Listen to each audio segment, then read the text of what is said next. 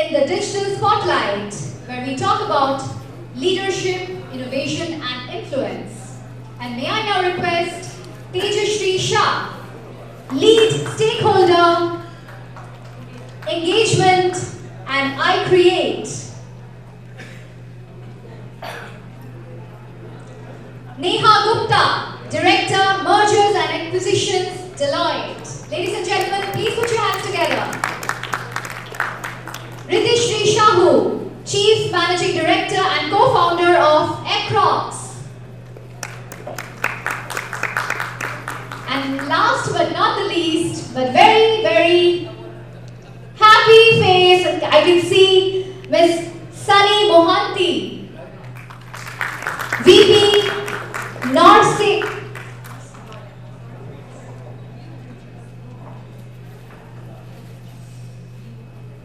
Okay. Miss Sunny Mohanty, Leo Ventures.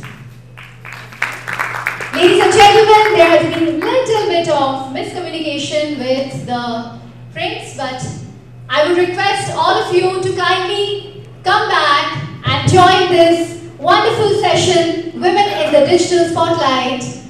It is all about leadership, innovation, and influence. And now, the stage is all set, and the ladies take over. Thank you so much for that lovely introduction. By the way, I don't have my photo over here, so let me just start with my introduction a bit.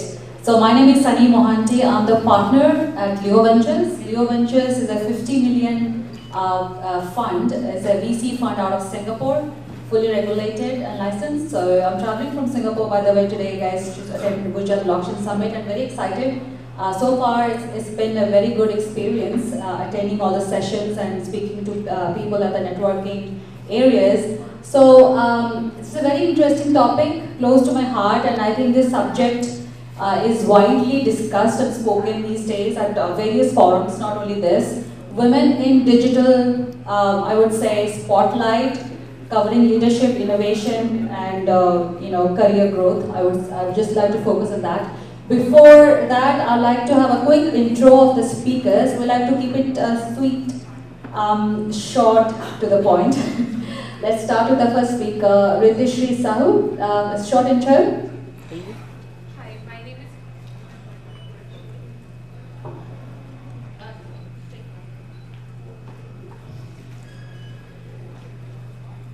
Hi, my name is Ritishri. I am co-founder of Acrox Technologies, which is a blockchain technology.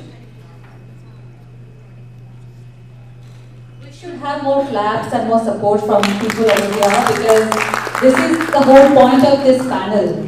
Okay, I mean, we might be leaders in each of our areas, representing each of our areas, but we don't get all that support that men do. So please, thank you. Next, please, we have Neha Gupta. Hi everyone, I'm Neha. I am from Deloitte in the mergers and acquisition team, so very different from what all you've been discussing and talking about. So a fresher perspective and light that I want to add here. And it's so good to see so many women for the first ever panel on the stage where we have so many women part. So please some excitement, and if we can also have more people from outside joining us, that would be great. Thank you. Next, thank you so much, Neha. Next, we have Tejashree Shah. Sorry about that. Namaste everyone, I'm Tejashree. I'm at I Create. I work as the lead stakeholder engagement, and I pride myself as being able to connect the dots at the right time. Great. Basically, I would like to, again, as I said, we would like to focus on the top pain points that women face today, starting from this event. How was your experience, Tejashree? Oh God, don't make me start from this event, but yes, in life, all of us know that no matter how much we talk about gender equality and equal opportunities, that's not always the case. First of all, for every person in this room here, whoever, a female who's been into tech space will agree to what I'm going to say next. They're never treated equal. The minute there is an opposite sex on the other side of the VC table, the first thing is, oh, ladki hai, isko technology aayegi kya? I mean by hello, that's not always the case. And that's what the four of us decided that this panel should focus more on than technology. I'm sure all of you are now a little saturated with blockchain and Web3 and all of those things.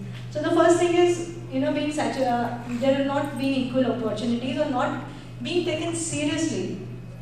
In fact, we'll go to the next question later, Somi, but Yeah. I think I'll just let. To your point, I mean, are we being taken seriously right now, considering the amount of viewers that we have in this room? That's the question that I would like to ask all our audience. I don't know where the viewers went, but anyways, let's finish this panel with Neha. Neha, what's your experience been so far attending Gujarat Blockchain Summit? I think you represent Deloitte, and why Deloitte is here? So that's, with so many blockchain development and tech and startups and everything, I think no deal can be structured if Deloitte is not there. So I thought let's go and add that extra flavor as well. And I definitely represent that female power and thought of contributing to it. So nonetheless, I have been with Deloitte for a little over than 30 years now. And Deloitte as a firm is not just it's not just an accounting or a tax advisory firm. We have a very vast and enormous consulting practice. And a part of that also focuses on tech consulting or the cloud or the SAP part of it. And I mean, we have very specialized range to every concept and every topic that you talk about, and it's a very sizable team. So over last few years, Deloitte has come out to be #1 consulting firm amongst the big four, and continues to maintain the growth momentum here.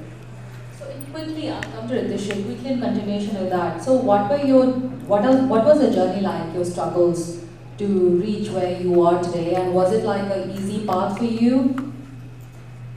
I would say not certainly. I mean, for us, our struggles start from the very moment when we are out of the corporate world, wherein we want, like I am originally from Calcutta, and the major shift of me moving to Gurgaon was such a big hunch that I can't even start talking about it, because Gurgaon was perceived in a certain way. But then the journey began and there was no looking back. When the M&A team in Delhi thought of hiring me, I was the first female in the M&A team, because there was a lot of perception as to whether they will be able to carry on the load which other men are able to, and whether they will be available at uncertain times beyond working hours, etc. And there was a very, meanish remark, I would say, which was also made, that probably, why I was chosen for that role at that point of time, because A, I wasn't married, B, I was staying away from my family.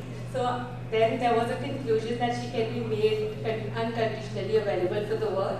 But I am very proud to say that I have been probably the only M&A resource in Deloitte India who had fast-tracked progress like all this while, which no other men also had it, and I can say this on record.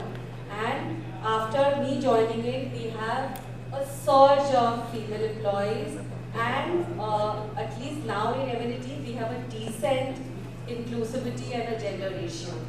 So struggles were there, but I think these perceptions come out from maybe certain females who could not match to certain expectations because of a certain situation, and these remarks are then generalized. So at least I could, with extreme family support and everything, I was there and I could establish in front of everybody that no, it's not like that, and females can basically do better on many areas compared to men, and hence I'm here. Thank you. Great, thank you. So basically, we understand there was a bias in the beginning, the reason you got the job. But coming to Ritishri, did you face any bias or any struggles? How was your journey like moving to be a chief managing director at eCrocs? I haven't faced any issue because my family were they were so supportive, and even my partner, who is the CEO of eCrocs Technology, he's so much of supportive. So I've never faced any bias situation. So I think that I'm so lucky to have him in my life. So so I haven't faced any issues till now. So Right. So I think women need a good partner, like supportive partner, a family that can support in a growth in a career, because we do have dual duty of being at the workplace as well as a homemaker. You can't take that away from any woman actually. So coming to next, Tejashree, very quickly. So how's been your journey so far, and what's your advice? Before we wrap up, what's your advice to women who are looking to come out of that comfort zone? They probably have that potential, but they do not have that courage to come out and be seen and heard out there. So my journey so far has been very crazy journey. Technically, I'm an interior and a landscape designer, and I got into teaching English. I became an examiner with the Cambridge University and took up the teaching course without having any basics of English, and there also I had to prove myself, to Cambridge University again and again that okay, I can have the command over English without having a base in English. I'm an examiner with the Cambridge University. Then I went into getting a degree in literature, and then I went into teaching English. I've been teaching English and communication skills for more than 20 years now. And it's because of that teaching thing of mine that I got sucked up into the entrepreneurial world, where I started talking to entrepreneurs about soft skills, about negotiation skills, about how to put their best foot forward and what all to expect, and especially talking about the mindset change from being, working for someone versus working for yourself and getting out there in the world. And just to answer the question you asked, Ritishri, I didn't face a bias per se anywhere because at iCreate, when I was working full time with iCreate, majority of our co-workers were women. So we were a women-heavy corporation at that time, and of course we excelled in each field that all of us took up. My advice or rather suggestions to all women out there who want to do something and want to break out of the shell is, the first thing is believe in yourself. If you don't believe in your own capabilities, you can't get anywhere. Because if you believe in yourself, you can convince your family, your support system to be there for you.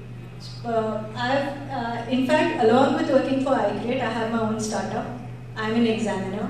I also am a proprietor in 2 other firms that I run, and a horticulturist where I have my own mango orchards in Ratnagiri, which is very far from here, but somehow I'm able to manage that. Second thing I would tell women is, we any which ways are good at managing time. If you can manage time for yourself and your work, I think we become unstoppable. Resilience, adaptability, time management skills, and the belief in yourself. These are the 4 qualities that I would ask all women to cultivate and bring out. It's only then that we are able to, give that tucker in today's world and say, okay, we are equals. That's so really spot on, that I totally agree. But I'm sure people would have asked you how you juggle so many things with a competitive, and obviously they have to juggle and they have to, sort of share responsibilities with a partner, a homemaker, and also in the workforce out there. What are your advice to those women? So I would say that obviously you have to have that, if you're wanting to get into a technical role, then probably first thing is your qualification, and you need to perform their par excellence so that you are able to make it to any of such role. And secondly, with my journey, I would say that never take never get emotional if you feeling overwhelmed or if you aren't able to put forward your point, because that's where we get judged at. So at least I have made sure that there would be some moments where you feeling overwhelmed, control your emotions, settle down, have your response time, etc., and then bounce back. And secondly, when you have to juggle with so many things, what works best for me is that, as Tejashree mentioned, that we are great at time management. So there will be time wherein, in the entire day, I think if you start your work at 9 and you have time till 10, that's good enough for us to be able to do anything that we want to do. It's just that we need to have a little mastery over that as to how we are prioritizing our work rather than just being dragged away as to where is it that we are needed. We need to have a little bit of time, a strategy time where we want to focus on as to what we want to read, what is the self-development plan for today, and then there will be break moments. I mean, there will be moments in between where you are wanting to say take a break, etc. And that's where you can fulfill your other non-work related duties. And trust me, I mean, you would feel like behaving like a robot sometimes because you are taking too much on you. But that's how, I mean, one can be able to juggle into so many roles, and it's not difficult. Just never take any female defense. I mean, there is that in every corporate and even in Deloitte, there is a certain reservation for female. But I would never like to take that advantage, and if I am not capable to be at in that board position, I think I would like to take a back step rather than bounce back next year when I am more fitted and more capable, so that people are appreciating me and they are looking up to my capabilities, that yes, she owns it and she'll be able to take it up, rather than taking any, women's strength or women power, etc.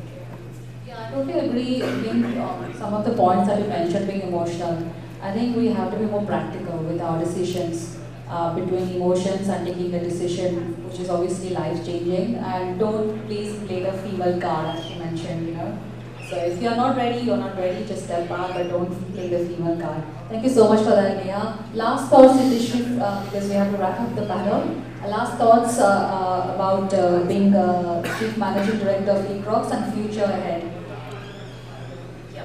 So, I am the co-founder of Ecrox Technology. So, recently, we are more focused on the technology side. So, in future, I'm thinking to expand my business obviously, and my partner is already helping me. So, I'm mostly focused on that. So, we will work all together, and obviously, we will expand our business. Yeah, I know heard about from your partner that you're expanding globally to Singapore, Dubai, and rest of the world. That's amazing. Thank you so much. Shri, I'd like to take some last words, last thoughts from you before we wrap up the show.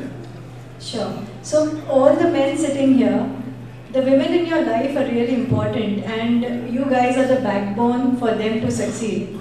Parents are there, of course, but once you have a life partner, it's a life partner that makes a lot of contribution to your success, whether it's a woman for a man or a man for a woman. So I would request all of you all to kind of, encourage the women in your life to step up, step out, and fly high.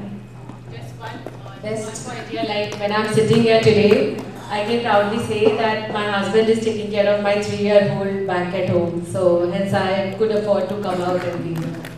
Absolutely. Thank you so much. Thank you so much. And I think that's a very good takeaway from this session. All these empowered women. I'm honored to share the space with all these women, and I look forward to this event. Thank you so much for patiently hearing us. Thank you. And thank you so much for learn time management from these fabulous ladies. One more time, a huge round of applause for women of substance right here, ladies and gentlemen. Women who are leading the march, who are making a difference, and who are showing that life could be that of a purpose. So living life of a purpose, here we are. And may I now request Omika Dubey to kindly felicitate all our esteemed panelists, please. One more time, can we show some energy and some appreciation for this gorgeous women. Actually, I wanted to call them not only gorgeous but also women who can create a stalwart position and also a leadership position for the generations to follow. Thank you very much.